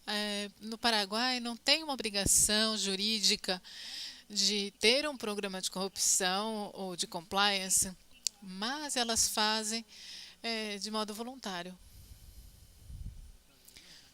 Vamos voltar para o México. Então, na sua primeira intervenção, você falou algo sobre as motivações que o setor privado tem. Então, fale um pouquinho mais sobre quais são as motivações que estão por trás do setor privado para procurar essa integridade. Então, como eu falei, acho que ficou claro, o país está dividido em dois. Um governo que acaba ficando encurralado, mas que tem muito poder, tem muito dinheiro e com isso acaba comprando a imprensa e ameaça aqueles que estão contra. A única solução para o México, e existe um consenso na sociedade civil, é chegar em um esquema que teve sucesso em todos os países. Todos os países conseguiram romper a impunidade, avançar a corrupção por ter instituições de procuração de justiça autônoma e imparcial, que no México não existe. Então, a estratégia do setor privado, e a nossa também, é tentar influenciar. Nós sabemos que não vem de dentro, mas o México é um país que está aberto ao mundo de modo comercial. Nós damos muita importância aos tratados comerciais que nós temos com os Estados Unidos, Canadá e também com a Europa. Então, o que nós queremos influenciar é que, neste caso, os países europeus que estão negociando com o México obriguem o país a ter organismos de procuração de justiça independentes, porque não vai mudar nada enquanto o Poder Executivo influencie sobre os juízes ou sobre os tribunais. Então, nós precisamos que o procurador e os tribunais sejam autônomos, que no momento eles não são. Então, esse é o consenso da sociedade. O que acontece claro, o governo não quer isso. Toda vez que pode, acaba colocando juízes que vão favorecê-lo em cada ato de corrupção. Então, essa é a nossa meta, conseguir que a comunidade europeia, os Estados Unidos é mais difícil com o Trump, mas com os países europeus, que eles obriguem o México, de alguma maneira, a ter autonomia dos órgãos de justiça. Carolina, agora você falou sobre a aprovação da Lei de Responsabilidade Penal de Pessoas Jurídicas. Que reações vocês viram no escritório de anticorrupção no setor privado? Foi uma lei bem esperada. É uma lei trabalhada muito com o setor privado e com a organização da sociedade civil, com a Alliance, com pactos em colégios e com a academia. Então, foi uma lei, teve muitas idas e voltas nesse trâmite legislativo, mas a primeira reação que nós encontramos então, como que nós vamos fazer? Como vai ser o escritório? A pergunta que sempre nos fazem nós temos um lugar de consulta, nós temos consulta dos cidadãos, de organizações e até do governo. Então, como que vai ser implementado? Então, a Lei de Responsabilidade Penal cria um regime penal para esse ponto. Não é encarregada de implementar a lei, mas sim, isso sim, o Poder Judiciário. O que o escritório está fazendo agora organizando o conhecimento da lei, porque na parte interna do Estado, muitas pessoas não sabem, não conhecem a lei, não sabem para que serve, nem em que ponto serve para trabalhar, os funcionários públicos com o setor privado. Na semana passada, nós fizemos um treinamento na Comissão Nacional de Valores para que os funcionários públicos possam entender essa lei, que vão ter que aplicar e vão ter que conhecer para poder impulsionar a sua aplicação e a implementação. É muito importante saber o que nós estamos tentando fazer são alinhar ou criar pautas gerais para que as empresas possam aplicar e organizar seus planos e programas de integridade. Tem algo interessante na lei, que não era a proposta original, que era que os prestadores do Estado também tenham esse plano de integridade. Então, isso está como um tipo de obrigação, mas isso acaba modificando o mapa com os fornecedores do Estado, que é um mundo totalmente diferente. E aí sim que eles pedem mais forte, o que vocês vão exigir? E nós, diferente do que a gente falava, nós não vamos dizer qual plano é melhor, isso vai ser a justiça, caso seja necessária. O que nós vamos fazer é quais são os critérios, e também creio que é bem importante o trabalho com organizações da sociedade civil,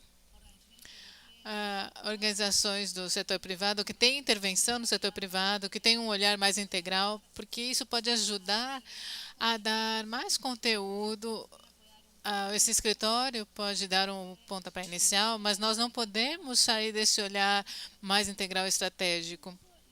E um pouco que nós vimos escutando aqui, é importante, nós estamos indicando que a integridade seja uma estratégia nacional.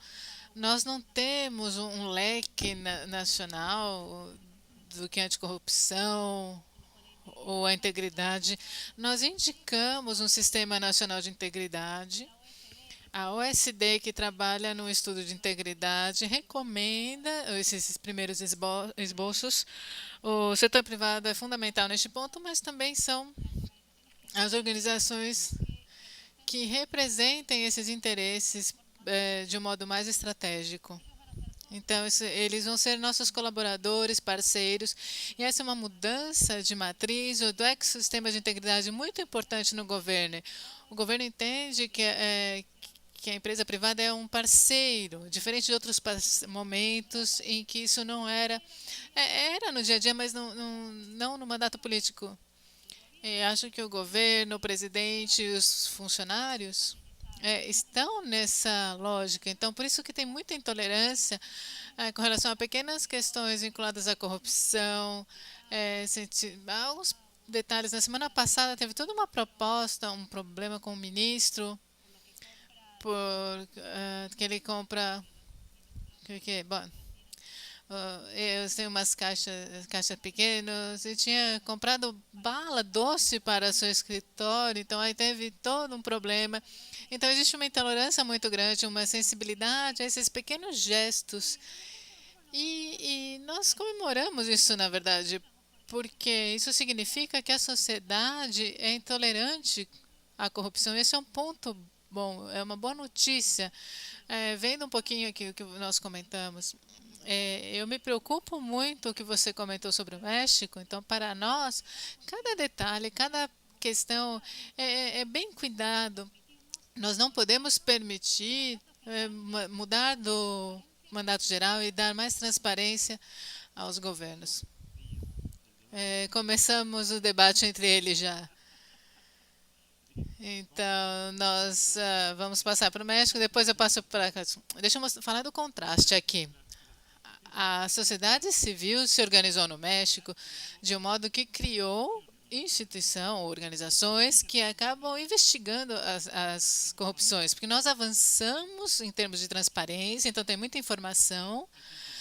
Essa informação ela é investigada por organizações da sociedade civil e elas demonstraram que uma secretária ela não pegou bala, ela roubou ou desviou do orçamento, não é exagero, 800 milhões de dólares.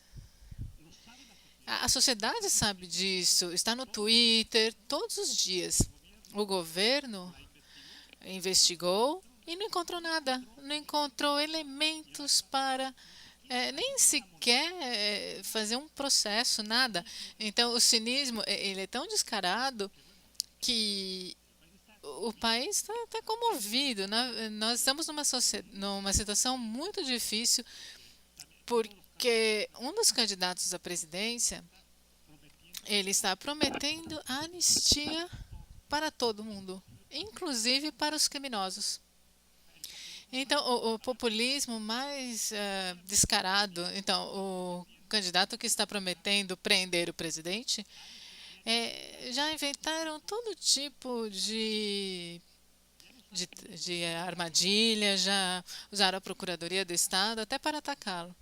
Então, nós estamos numa situação muito complicada no país. Então, seria bom se fosse só balinha mesmo, né? Cláudia, então você falou sobre os programas que vocês têm no Ministério para promover a ética. Vocês também puderam identificar alguma boa prática que venha da sociedade civil ou do próprio setor privado? Atualmente, no Brasil, eu acho que a gente está atuando mais proativamente, enfim, eu acho que a gente está estimulando mais o mercado do que recebendo. Eu acho que, naturalmente, as empresas estão movimentando, temos o Instituto Ethos, que é o nosso parceiro, né, no Proética, e ele tem um pacto empresarial, né, para a integridade e o combate à corrupção, então eu vejo isso muito positivamente. Mas, assim, eu queria só complementar com uma outra iniciativa, que falamos muito da educação aqui, né? O diretor falando que a gente só muda um país através da educação.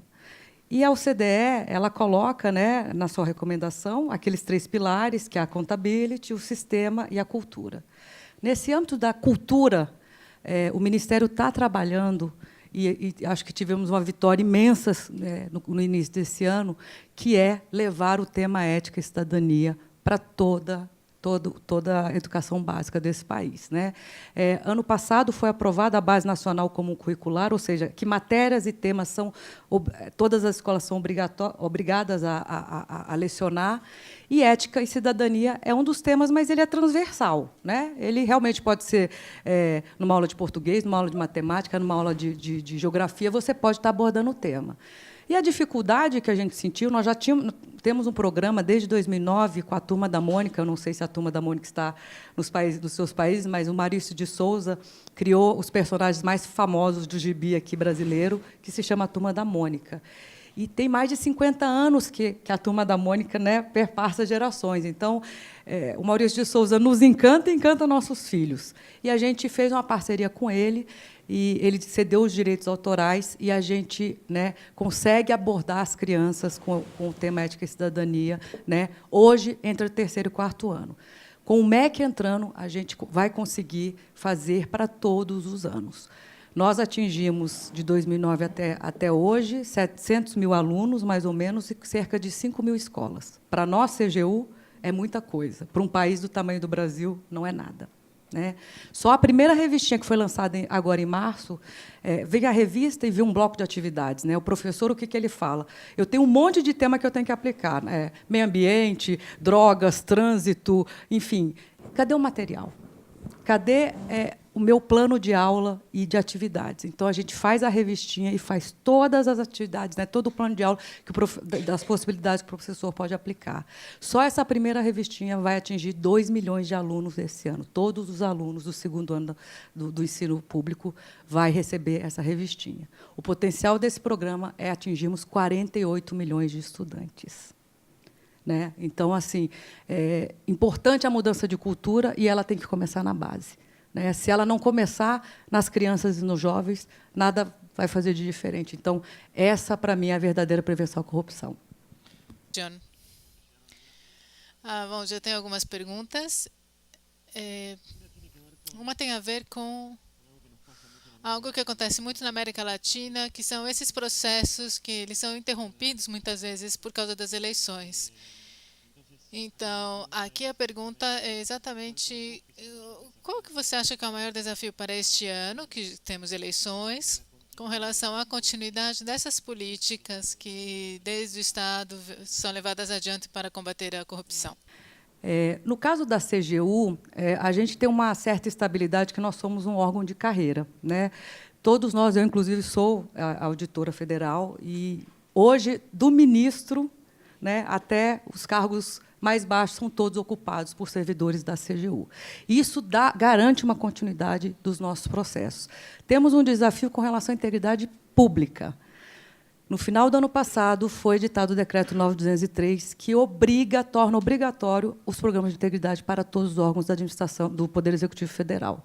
E, mais uma vez, nós estamos encarregados para monitorar essa implementação. Semana passada, a gente fez um evento, lançamos a portaria que regulamenta com um cronograma super apertado e que nós vamos acompanhar e monitorar, ajudando, orientando, dando capacitações, onde 30 de novembro é o prazo final para os órgãos apresentarem seus planos de integridade.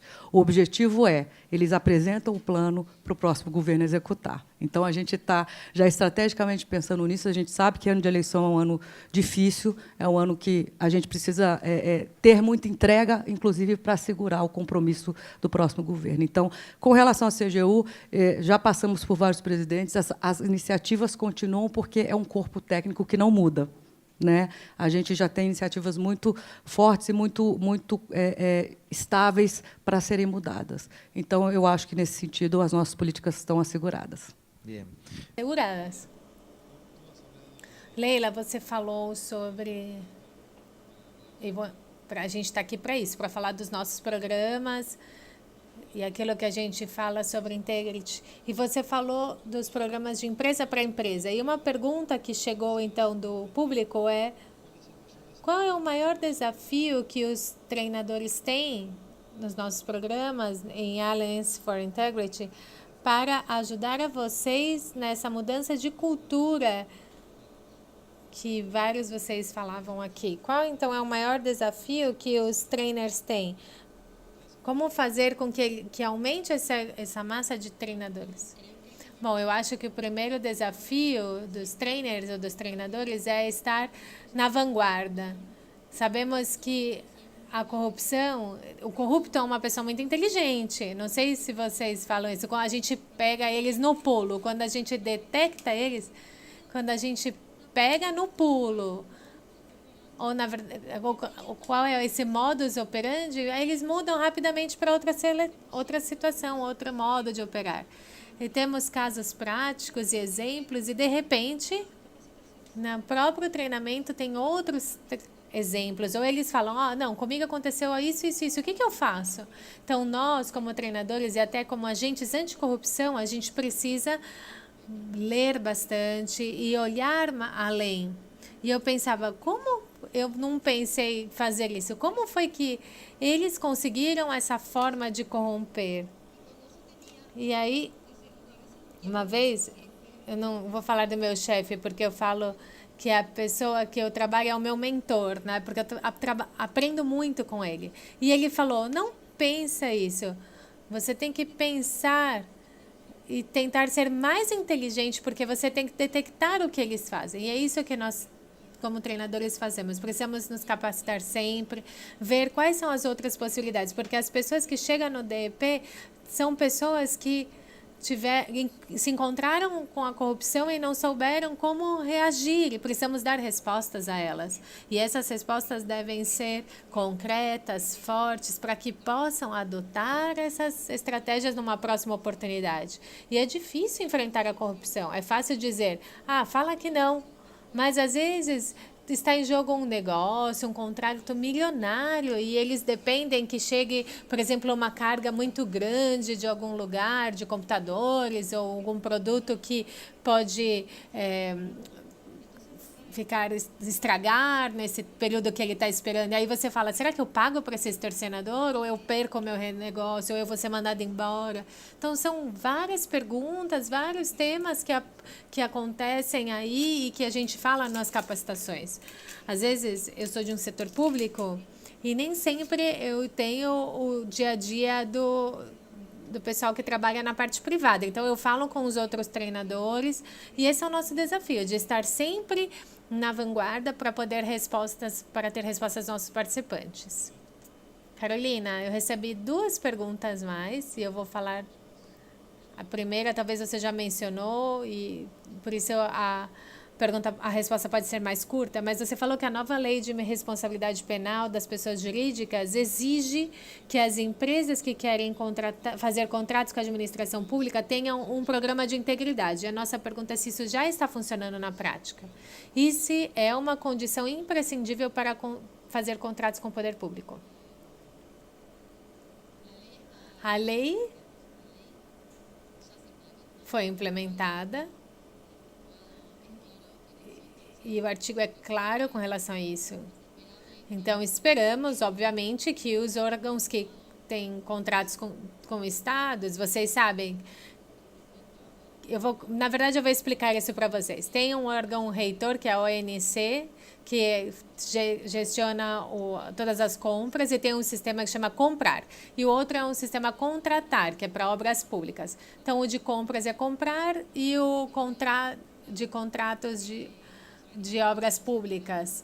E nós somos responsáveis de solicitar esses órgãos gestores têm que verificar se aqueles que querem participar devem ter tudo de acordo com as normas. Obviamente, a gente não consegue controlar tudo, a menos que tenha uma denúncia ou algum incumprimento, ou não compliance.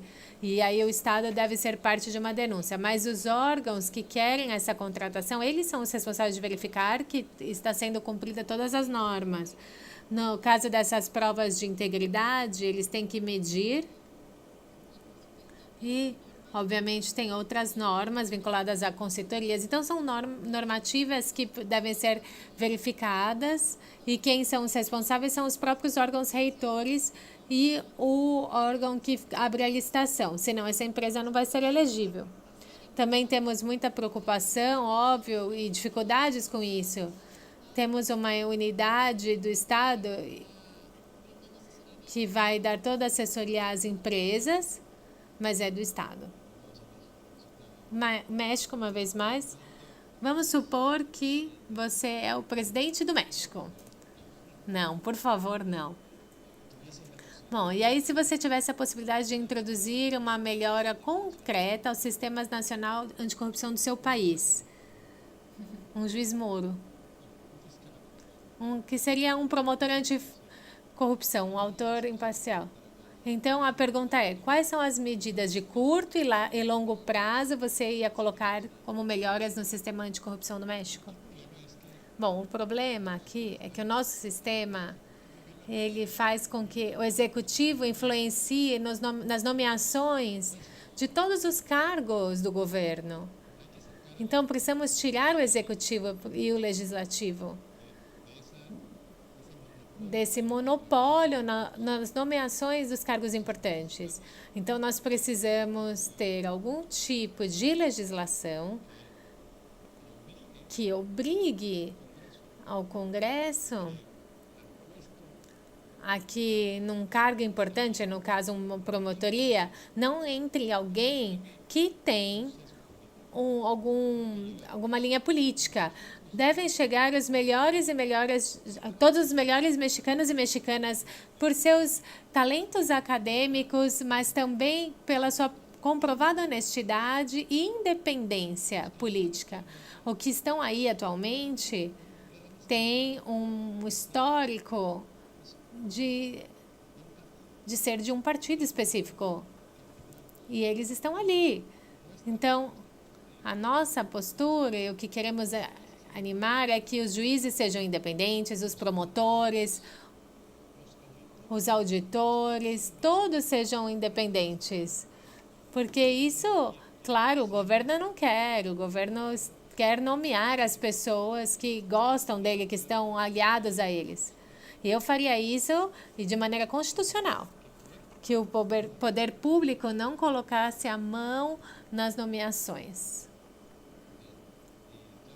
Cláudia. O Adilson, se eu não interpretar bem sua pergunta, você pode me corrigir. A gente tem confiança para isso. Bom, aqui você diz que no Brasil tem alguns municípios que estão implementando leis e regras sobre programas de integridade para as empresas que querem ter contratos nas administrações locais. Então, como você acha que está esse cenário nacional na CGU. Hemos discutido isso com nosso ministro e vemos com muita preocupação. Não somos em contra, pero não estou segura de que estamos preparados para isso. Nosso medo é que va a haber una fábrica de receta de tortas en una fábrica de integridad, porque ¿quién va a evaluar estos programas? ¿Son programas efectivos? ¿Son programas verdaderos? Así que esta es nuestra preocupación. GDF, Río de Janeiro y Mato Grosso. GDF son compras por encima de 8.000 reales. O sea, todas las empresas deben tener programas. Pero nuestra preocupación es que este programa de integridad no sea como banalizado, como que no se dé la debida importancia. No somos en contra, pero queremos que sean serios programas. Esta es nuestra preocupación actualmente. Carolina, da Oficina Anticorrupção. Aqui temos uma pergunta sobre se a oficina, o escritório anticorrupção tem algum mapeamento sobre quais são os aliados estratégicos do escritório para ajudar na prevenção da corrupção e na promoção de boas práticas, assim como é feito aqui no Brasil. Mapeamento dos atores da sociedade civil ou do setor privado. Pessoas que agrupam empresas, que vocês já identificaram quais são os atores que vocês podem estar vinculados? Vocês têm acordos estratégicos firmados com algumas organizações que são seus parceiros externos e ajudam a promover a transparência? Bom, isso é algo que nós estamos fazendo.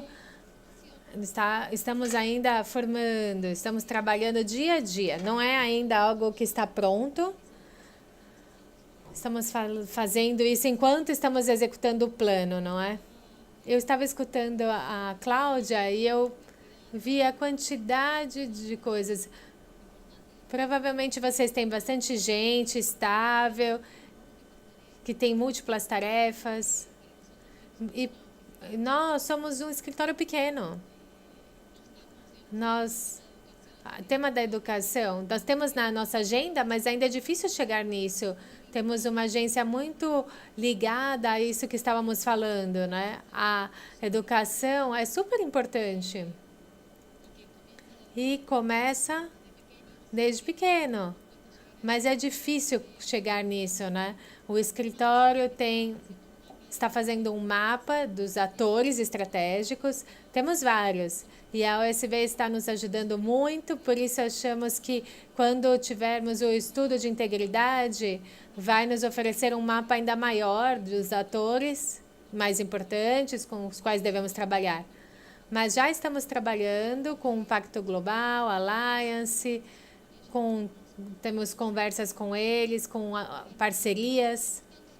Ainda não temos muitas parcerias, mas algumas que existem, estamos relançando e revitalizando com municípios, províncias e outros órgãos da sociedade civil, CIPEC e outras organizações.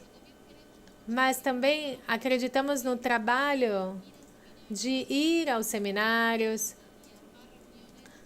organizar reuniões no escritório, um trabalho em conjunto. Temos alguns estudos com consultorias que estão nos ajudando. E em termos de audiência, temos pedidos de audiência até, e ainda não temos um mapeamento muito de quem são e quais são os momentos para isso, mas são estratégias que vamos criar nos próximos meses. E a implementação vai nos ajudar muito porque o escritório tem uma característica importante que é que nós atendemos a todos. Se recebemos um pedido de audiência, as pessoas chegam, apresentam suas inquietudes, e a gente conversa. Tem setores e universidades que também têm centros vinculados a estudos anticorrupção e nós estamos trabalhando com elas. Enfim, se é uma organização que tem interesse em trabalhar com a gente, com certeza a gente vai trabalhar com elas, porque é um trabalho diário. Nós não sabemos onde pode estar e precisamos criar essa parceria? Aqui no auditório, com certeza, tem alguém que quer se aproximar de você para isso. José Otávio, uma pessoa do México, provavelmente te fez essa pergunta, hein? Porque ela diz que 5 das 18 atribuições do Comitê de Participação Cidadã se relaciona com listas e mecanismos de vinculação com a sociedade civil. Então, essa pergunta, na verdade, é uma reclamação. Vocês não fizeram nada de maneira estável e permanente. Então, quando vocês vão começar? Nós fizemos, na verdade, mas ninguém publica. Todo gasto de publicidade que a gente tem, na verdade, não tem um centavo para nós. Nós fizemos parcerias com o Meline, com todos os advogados do país, parcerias com os colégios de contadores, com vários tipos de organizações, e continuamos fazendo essas parcerias. O que acontece é que nós não publicamos isso, a gente não tem uma publicidade sobre o que estamos fazendo. O que importa é o que vamos fazer a partir do dia 16 de maio, que é fazer com que as nossas sessões sejam públicas. E aí a gente vai transmitir por streaming numa universidade importante do nosso país, a Universidade Nacional, e aí vamos apresentar tudo o que estamos fazendo. Mas para que serve ter parcerias com essas organizações, se sabemos que, de qualquer forma, envolver o governo é muito complicado? Queremos fazer parcerias mais sólidas e, por isso, estamos tentando procurar isso mais fora, né? Cláudia, tomou uma aguinha? Vamos falar com você de novo. As perguntas estão muito boas. Obrigada a todos que estão enviando perguntas. Temos alguns minutos para aproveitar, então, se vocês quiserem fazer perguntas, nós vamos pegar aí. O Marco está recolhendo as perguntas. Nas nossas economias, as empresas públicas controlam os setores estratégicos. Então, a pergunta é: qual é a expectativa de vocês com relação à obrigação de implementar programas de compliance nas empresas públicas do Brasil? Nós estamos aí com a lei das estatais também, que foi aprovada e vai entrar em vigor agora no meio do ano. E a gente percebe, primeiro, a CGU já está fazendo auditoria de integridade em várias empresas estatais, né?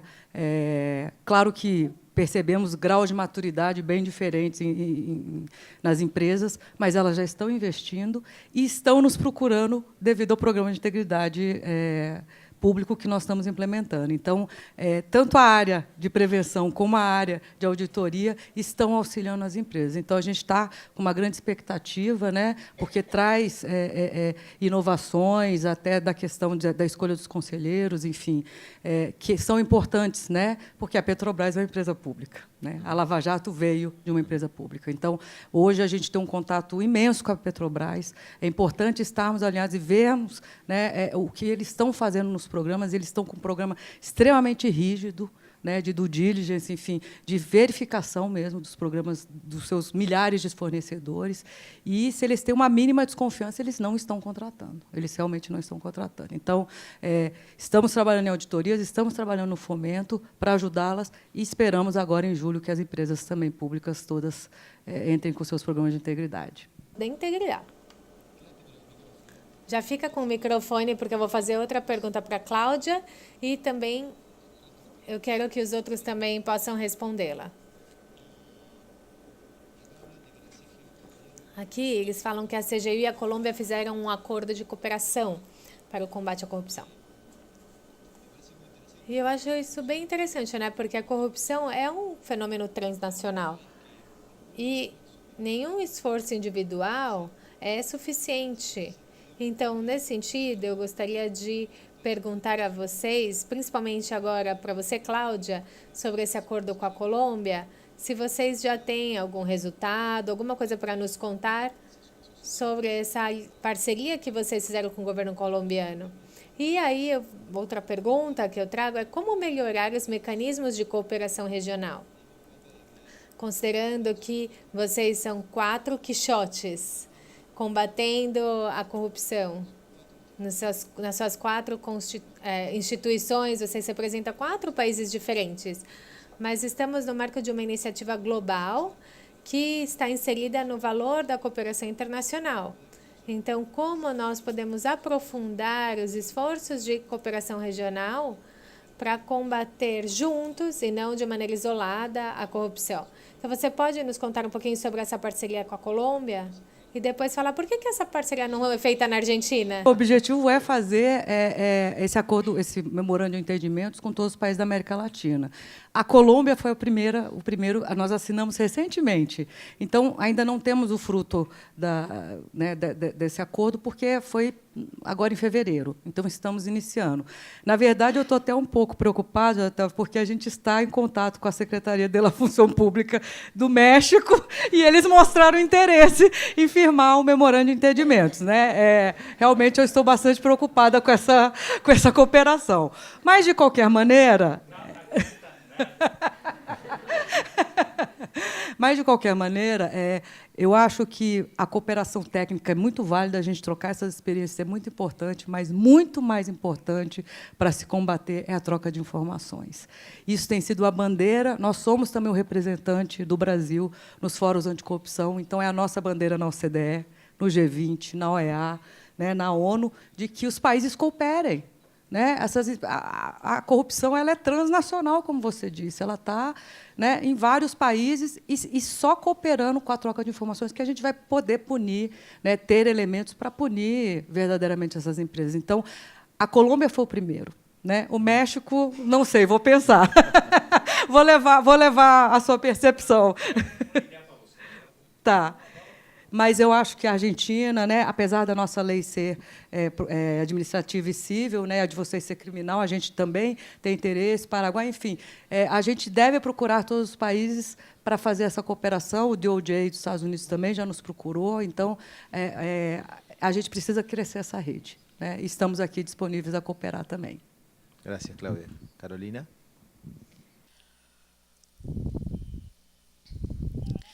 Na verdade... tem tanta coisa para trabalhar em colaboração com os países. Eu acho que a cooperação Sul-Sul ela é muito importante. Principalmente, eu gostaria muito de ter mais contato ou trabalhar de modo mais forte com o que a Cláudia falou agora, na elaboração dos planos de integridade em órgãos públicos e a necessidade de estar aprovado que vocês propuseram. Então, por isso que eu coloquei os fones, que foi as fones. Então, se eu entendi bem, é um trabalho de vocês, de preparação e aprovação desses planos. Então, eu acho que aí, essa é a tendência, o objetivo em longo prazo nosso, que é poder fazer uma estratégia nacional de integridade em que cada órgão público tenha o seu plano, ou pelo menos tenha a sua área de integridade. Agora mesmo, nós impulsionamos uma agente desintegrado, que serão os compliance officers nas empresas. Queremos que cada unidade ministerial e cada órgão descentralizado, que temos problemas no Estado, tem mais ou menos uns 100 institutos e hospitais, mas são muitos e com core business muito diferente e principalmente muitos têm um grande risco de corrupção, criticidade nas suas tarefas. Recentemente a gente falava dos dilemas. Existem dilemas vinculados se chega um carregamento de vacina, o que acontece? Então, acho que o dilema, às vezes, é o computador. A gente pode até esperar, mas se um problema, um refrigerado, ou o prazo de uma vacina, o que você faz? Você paga? Então, o dilema ele está nos órgãos, nas empresas privadas, mas também nos descentralizados. Então, eu me interesso muito pelo trabalho que vocês fazem com os planos, mas que seja vinculado à ideia de fazer, compliance officer, trazido ao setor privado e que possam ser nosso canal habitual no escritório dentro de cada órgão público. Eu acho que aí nós precisamos muito da cooperação e do apoio de vocês para poder dar um corpo a essa ideia. Nós fizemos um encontro há alguns meses com 50 vínculos de integridade. Também temos mesas com empresas públicas. Aqui nós temos alguns representantes. Também essa ideia que nós temos de que cada empresa pública tenha um plano, uma área vinculada à integridade, associado ou vinculado aos critérios de risco, por assim dizer, a dispersão territorial, empresas que têm a administração que tem filiais em todos os estados, províncias. Então, esse é um ponto importante também para marcar o risco de corrupção. E também tem outro tema que eu me interesso muito, que são os mapas de risco. Estamos fazendo um trabalho de mapeamento dos riscos. Onde estão os riscos de corrupção? A lei de responsabilidade penal vai ajudar muito com a autorregulamentação das empresas, mas também com a cooperação em identificar onde estão os nichos de corrupção, vai ajudar bastante. E eu acho que esse é um dos pontos da lei. Mas nós temos que organizar, criar nosso mapa de risco, e aí é importante que vocês nos ajudem nisso. Que todos os países tenham equipes técnicas sólidas, além do que eles conseguiram, que isso é algo que já é fruto também da conjuntura, da política, da vontade política. Acho que todos têm equipes bem sólidas que podem nos ajudar. E nós também podemos dar apoio, mas é importante que esses são os dois pontos que mais me interessam. Leila e José Otávio, e nós temos só 5 minutos. Vou ser breve. Então, no Paraguai, o Plano Nacional do Governo se adaptou aos Objetivos de Desenvolvimento Sustentável.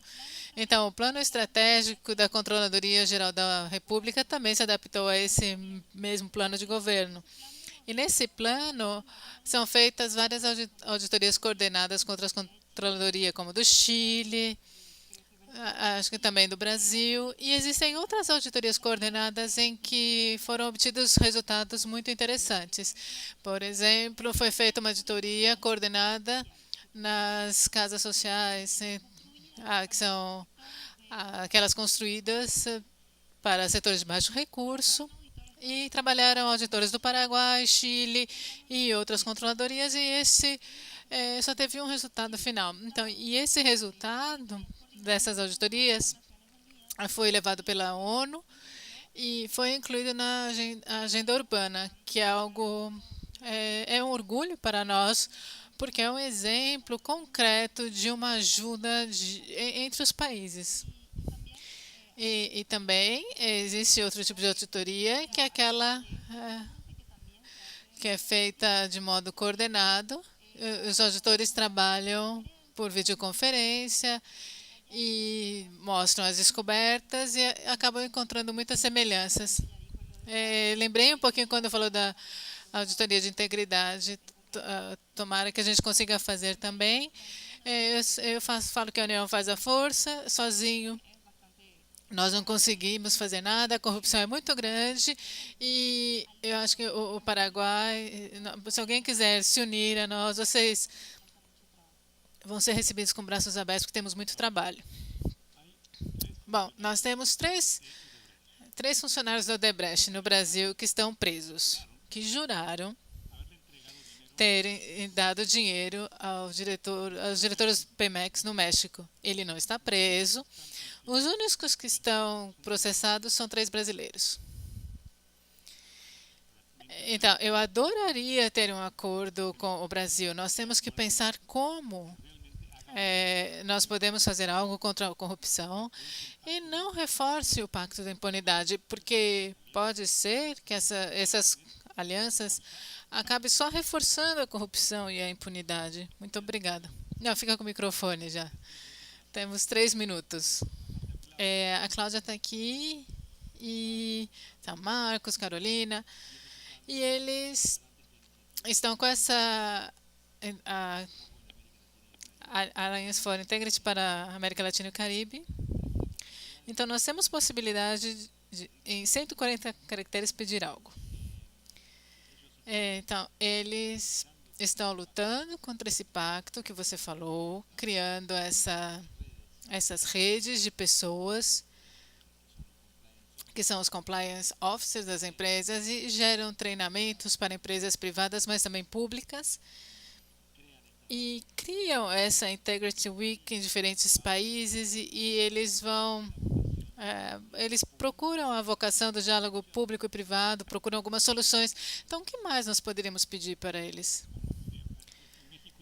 No México, recentemente, e nos últimos 20 anos, houve um investimento alemão muito importante. Muitas empresas que não só elas já estão concatenadas não só para servir o mundo, elas estão também ligadas a esse sourcing internacional. E essas empresas, não só as alemãs, temos coreanas, japonesas, etc., elas hoje já têm empresas modelos internacionais no México. Sim, teve um câmbio, uma mudança fundamental em termos de ética, de compliance no setor privado. Mas existe uma ausência de que isso chegue até o governo. Então, nós temos que continuar trabalhando em duas pistas, como nós falamos. Temos que continuar trabalhando com as empresas, mas temos que encontrar a maneira de mudar o governo. Enquanto o governo não mudar, vão continuar matando pessoas. Nós somos o país em que os jornalistas são mais inseguros, mais que na Síria, mais que dos países em guerra. Então, tudo isso tem que mudar, e a única maneira é com essa mudança do governo. Você tem 300 caracteres, mas tudo bem. Leila? O que nós podemos fazer mais da Alliance for Integrity e dos programas de treinamento que nós fazemos para ajudar vocês? Bom, eu compartilho o mesmo que o José Otávio falou, que eu trabalho na parte do setor privado, ele está muito bem, nós fazemos um bom trabalho com as DEPs e estamos começando também as DEPs para o setor público. E começou aqui no Brasil, também quero que comece no Paraguai, os mexicanos também querem levar o mesmo formato de capacitação para o México e eu acho que isso é um desafio, porque nós teremos que adaptar toda a capacitação que tem um enfoque mais para o setor privado e temos que adaptar ao setor público, porque eu acho, não são todos, para não ofender, mas é uma porcentagem muito alta de funcionários públicos precisam de princípios éticos e é muito importante reciclar tudo isso, que eles conheçam quais são os princípios e quais deveriam ser os pilares, as bases, os princípios do seu trabalho diário.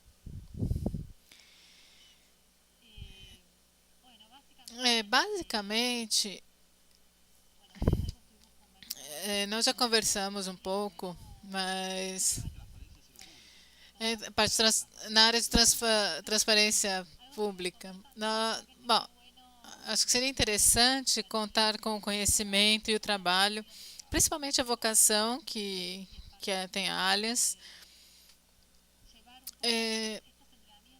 levar um pouco esses treinamentos que sejam adaptados ao setor público, áreas do setor público que nós precisamos.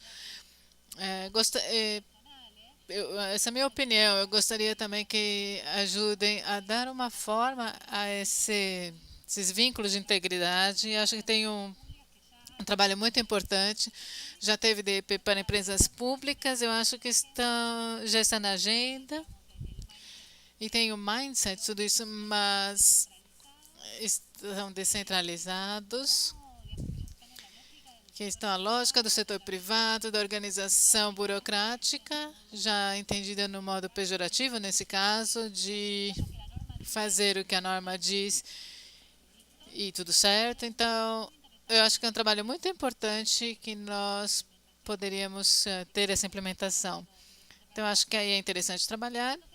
Talvez um foco também por setor, que é outro desafio, não só por tema. Existem setores de risco, de defesa, setor de saúde, em que são diferentes coletivos de diferentes áreas, de hierarquias que deveriam estar juntas nesse treinamento. Obrigada. Cláudia? Bom, situação muito difícil aí do México, mas eu acho que você não deve perder as esperanças, né? Já tivemos também no Brasil, passamos por situações muito difíceis também, enfim. Hoje o panorama é outro, mas com certeza vivemos na obscuridade por muitos anos, né? O fortalecimento das instituições, isso é primordial. Isso foi que fez a diferença no nosso país. Né? Ter órgãos de carreira fortes, como a Polícia Federal, como a CGU, né? Enfim, como hoje é o Ministério Público, o Judiciário eu tenho dúvidas, mas, enfim, mas existe um grupo forte aí trabalhando. A gente continua vendo muita corrupção aqui também. Né? Nossas auditorias, tem hora que até fala assim, Cláudia, você é muito iludida, porque você acredita, mas alguém tem que acreditar. Né? Alguém precisa acreditar nessa mudança. E eu realmente eu estou plantando a semente e não é para agora. Eu espero que meus netos vejam o fruto dessa semente que eu estou plantando. Então, conte também conosco, né? Com a parceria, enfim, a gente, o que puder contribuir. Nós espelhamos a nossa lei de transparência toda, né, em vocês, no México, sempre modelo de referência. Vocês estiveram no AGP junto conosco. Então, é muito triste ver essa situação, já que existem muitos referenciais importantes no México, né? Mas é isso, assim, estamos juntos, né, los hermanos, para essa luta contra a impunidade e contra a corrupção. Obrigada. Graças. Com isso, nós terminamos com este painel. Então, agradeço muito a Cláudia, Carolina, Leila e José Otávio por compartilhar a sua experiência, o seu ponto de vista, e peço ao auditório também um aplauso para eles.